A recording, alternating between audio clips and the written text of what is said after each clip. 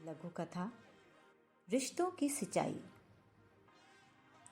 जब मन उदास होता है तो मन अतीत की बाहों में जाना चाहता है। जब मैं बीमार पड़ी तो मैं सारा दिन बिस्तर पर पड़ी पड़ी ऊब जाती और फ़ोन उठाकर अपनी पुरानी सखी सहेलियों से बात कर बचपन के सुहाने दिनों की यादें ताज़ा करती। ऐसी ही एक छोटी सी घटना मेरे मन को आघात पहुंचा गई। निशा मेरी पुरानी सहेली, हम करीब 15 साल बाद बात कर रहे थे। जैसे ही मैंने फ़ोन मिलाया तो हेलो सुनते ही दिल में एक तरंग सी आई और हम बड़े ही चाव से एक दूसरे से बात करने लगे। बचपन की बातों से लेकर जब हम गृहस्थी पर आए तो निशा ने कहा, मैं अपने पति से अलग रहती हूँ। उसने मुझे बताया कि शुरू से ही हमारे बीच वैचारिक मतभेद आ गए। ना उनको मेरा उठना बैठना पसंद था, ना खाना बनाना पसंद था। यहाँ तक कि मुझे ऐसे लगने लगा था कि मुझे भी पसंद नहीं करते थे। मैंने उससे पूछा कि ऐसा क्यों? तो वो फूट फूट कर रोई और मुझे वास्तविकता से परिचित कराया। निशा कहने लगी, उसने अपने पैरों पर खुद ही कुल्हाड़ी मारी है।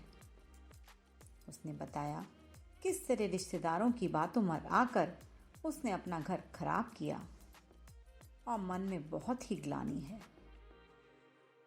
हम लगभग 2 घंटे तक बात करते रहे। बात करने के बाद मेरे मन में बहुत उथल पुथल हो रही थी। कमरों में चारों तरफ शांति होने के बावजूद भी ऐसा लग रहा था जैसे मैं किसी भीड़ भाड़ में खड़ी हूँ। ऐसे सोचते सोचते कब रात हो गई मुझे पता ही नहीं चला। अगली सुबह जब मैं उठी तो फिर निशा की बातें में चारों ओर घूमने लगी। एक मन हुआ कि उसको फ़ोन लगाऊं, फिर सोचा कि कहीं मेरी वजह से बात और न बिगड़ जाए। अभी इन ख्यालों में ही थी कि फ़ोन पर निशा की कॉल आ गई।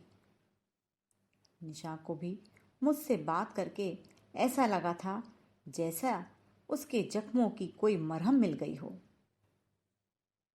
निशा मुझसे बच्चों का हाल चाल जानने लगी, पर मेरा मन वहीं अटका हुआ था जहां पर हमने कल बात खत्म की थी। जैसे जैसे हमारी बात आगे बढ़ी तो मालूम पड़ा कि निशा ने अपने पति पर किस तरह से प्रताड़ित करने के झूठे केस लगाए।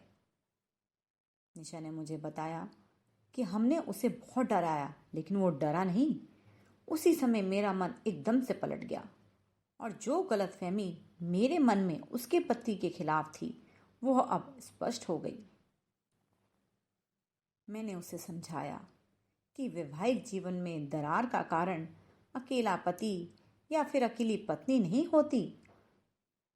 गलतफहमी किसी भी रिश्ते में आ सकती है, लेकिन उसे दूर करने के लिए दोनों के प्रयास जरूरी हैं। इस बार फोन पर वह मुझे सिर्फ सुनती ही रही और बीच बीच में सहमत होती चली गई। जैसे ही हमारी बात खत्म हुई तो मेरे मन का भार उतर गया और मैं सोचने लगी, शायद इन बातों का निशा के मन पर कोई फर्क पड़ेगा। लेकिन ये तो अद्भुत नज़ारा ही था जब उसी दिन करीब 6 बजे निशा का फ़ोन फिर से आया। उसने मुझे बताया कि मेरा फ़ोन काटने के बाद किस तरह से उसके मन में बरसों से दबे हुए ख्वाब अंगड़ाइयां लेने लगे। और उसी दिन 12 बजे उसने अपने पति से बात करने के लिए फ़ोन उठाया और फिर डर के मारे फ़ोन रख दिया कि पता नहीं वो बात करे या ना करे। वो बार बार फ़ोन उठाती और फिर रख देती। आखिरकार वह पल आ ही गया जब उसने हिम्मत जुटाई और अपने पति का नंबर डायल किया। मन में उलझन थी कि पता नहीं वो फ़ोन उठाएंगे या नहीं, लेकिन जैसे ही फ़ोन की घंटी बजी उसके दिल की धड़कन तेज हो उठी और उधर से आवाज़ आई, कैसी हो? तो कहा, जैसे पहली थी वैसी तो नहीं हूं, लेकिन हाँ, अब मैं ठीक हूं। निशा ने उनसे मिलने की इच्छा जताई तो उनके पति धीरज ने तुरंत ही हाँ कर दी और शाम को 4 बजे मिलने का प्रोग्राम फिक्स हुआ। फोन रखते ही निशा ने अपने आप को दर्पण में देखा।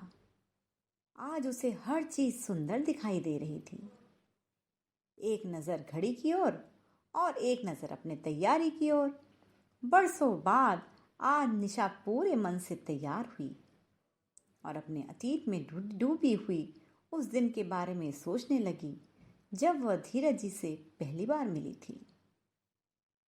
उन सुनहरे लम्हों को वो मन ही मन जी रही थी कि अचानक से दरवाजे की घंटी बजी। वह तपाक से खड़ी हुई, घड़ी की ओर देखा तो हड़बड़ा गई। अरे ये क्या, 4:07। उधर से दोबारा घंटी बजी। झट से दरवाजा खोला तो ऊपर की सांस ऊपर ही रह गई। धीरज की मंद सी हंसी ने निशा के मन में सुनामी की लहरों की तरह उछाल आया और वो तपाक से धीरज के गले लगी और फूट फूट कर रोने लगी। बस इसी लम्हे से साड़ी करवाहट आंसुओं की धारा में बह गई और दोनों को लगा जैसे उनका पुनर्जन्म हुआ हो। अंत में इन चंद पंक्तियों से मैं अपना भाव स्पष्ट करना चाहती हूं। रिश्तों को नहीं है खींचना, प्यार से इन्हें है सींचना। रिश्तों को नहीं है खींचना, प्यार से इन्हें है सींचना। जैसे जैसे खाद डालेंगे, जैसे जैसे खाद डालेंगे हम प्यार व एहसास की, तो एक दिन लगेगा जैसे ऋतु है बाहर की। तो एक दिन लगेगा जैसे ऋतु है बाहर की। लघु कथा रिश्तों की